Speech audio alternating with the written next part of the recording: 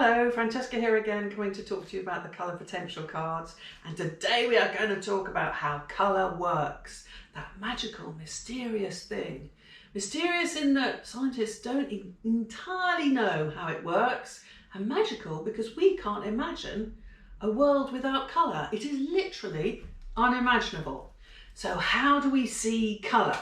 Well, it starts with the electromagnetic spectrum. This is this spectrum of electrical charges that runs from radio waves to gamma rays. Scary. We can access a 60th of this spectrum as colour. How about that? Just that is fantastic. As you know, each colour has its own vibration and wavelength. So red is the lowest vibration and the longest wavelength. Purple or violet is the shortest wavelength and the highest vibration. And they think early man could not see purple because he could not access that vibration. So given that each colour is a different wavelength and vibration, it hits the eye, which is obviously where we take in colour, hits the eye at a different point. If it's red, it hits behind the retina, and the retina has to go convex in order to receive it and send it to the brain. If it's blue or violet, it's the opposite. It hits it in front of the retina. As I've discussed before, red is the colour that gives the eye the most disturbance to receive. And so it gives the body a little bit of a shock. Hence, it is our shock colour. It is our stop colour, our danger colour, our attention colour. Green, on the other hand, in the middle of our colours, if you think of the rainbow, causes no disturbance to the eye at all. It doesn't have to adjust to receive green, which is why I think all nature is predominantly green. We are surrounded by green because it is relaxing to the eye. The eye doesn't have to do any work to take it on board. If all nature was red, we'd be on high alert all the time. We'd be on red alert. Nice, like that. So that's how we access animals, far cleverer than us, can access either side. So next to red, you've got infrared, and then at the top, you've got ultraviolet. So they think a lot of animals can access infrared, that they can see in the dark. As a result, they can find the warmest place. And then a lot of particularly small rodents and insects can access ultraviolet. Small rodents will have it in their urine so that they can mark their track to find their way back to their burrow at night. And insects can see ultraviolet in nectar and hence find the nectar. And only the other day, on Spring Watch on the television, it said, what is the most popular colour of flower for butterflies? Purple. There you go. Early man, stupid humans, couldn't see it, couldn't access it. Butterflies, no problem at all. So how thrilling is that?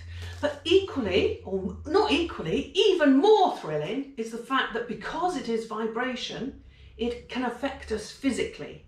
So if you're in a totally red room, your blood pressure will go up a little, and if you're in a totally blue room, it will lower a little. So colour can physically affect you. And if you think more recently, for people suffering with ADHD, dyslexia, they use colours to calm them down.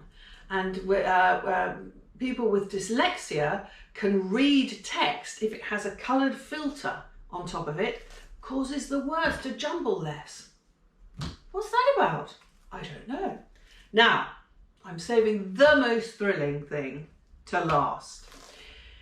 In the 60s, these two anthropologists named Berlin and Kay did research in 98 societies about dedicated colour terms. Now, when I say dedicated colour terms, I mean words that mean only that colour and nothing else.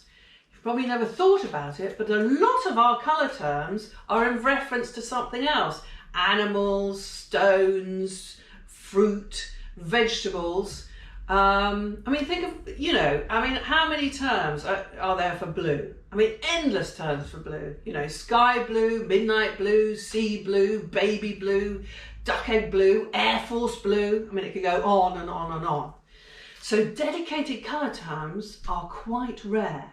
And in these 1988 societies, Berlin and Kay discovered that if there were only 2 dedicated colour terms, they would always be black and white. Imagine. I just think that's the most thrilling thing. In all these societies, it was black and white. Now, when you think about it, that makes a lot of sense. Night and day, you know, central to our survival. Also quite easy colours to reproduce. Through fire, you've got charcoal, you've got the ash, you've got chalk, so quite easy to reproduce. What do you think the third colour was? In all these societies, if there were 3 dedicated colour terms, the third colour term was red. Now, we've talked about it being the attention colour. I think it also is because it's the life and death colour. Blood can mean either of those things. It can mean the birth or death. It is the colour of natural warning.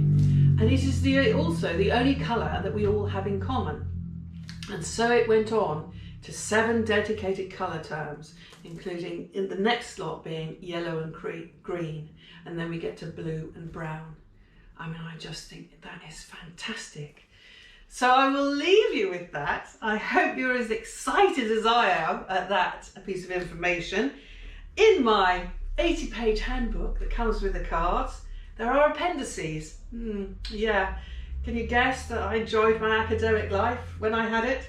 On how colour works, light, eyes, brain, and then my final piece is a piece called A World of Colour in Common. And that is my thoughts on, although societies use colour for different rituals, different meanings, different religions, we're all using them in the same sort of way. So anyway, I hope you enjoyed all that, and thank you for joining me in colour.